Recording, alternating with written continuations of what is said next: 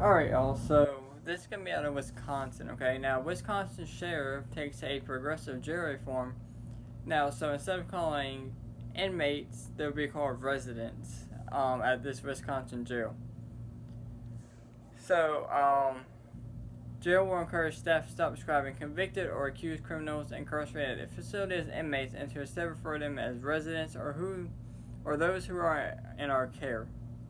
Okay, so a couple things. Murderers are convicts. They're criminals, okay?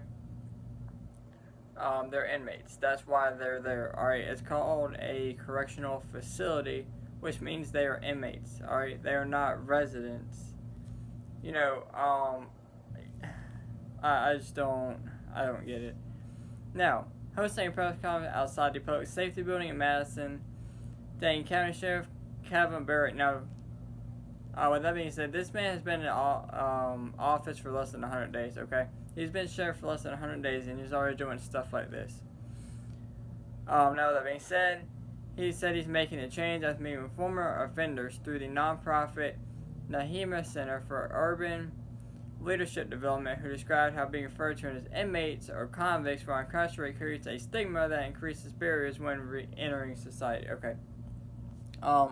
You wouldn't be called a inmate or convict if you followed the law and didn't do illegal stuff.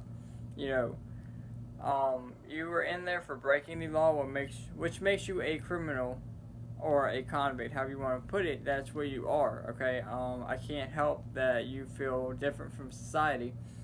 If you don't want to feel different from society, the best option that I can give you is to not break the law and don't end up in jail, and you won't have to worry about re-entering society like that. Okay.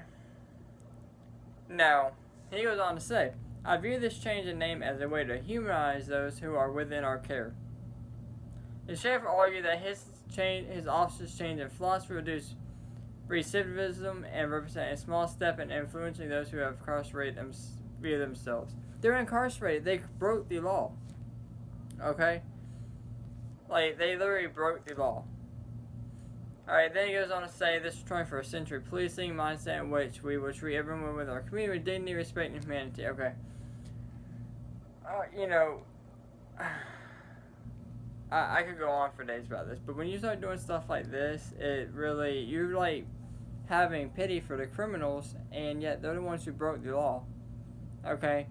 The person that was mugged, the person that was robbed, the person that was carjacked, the person that was hit by a DUI suspect, the person that was involved in a hit and run, the child that was hurt, the child that was sexually assaulted, whatever the case may be, these people broke the law and they knew what they were doing when they did it.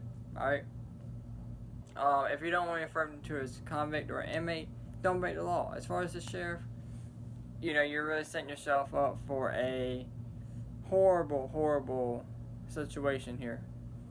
Alright, you're really just setting yourself up. Stuff like this will lead to more horrible stuff. But, because like I said, you're just pretty much defending the criminals here, in my opinion.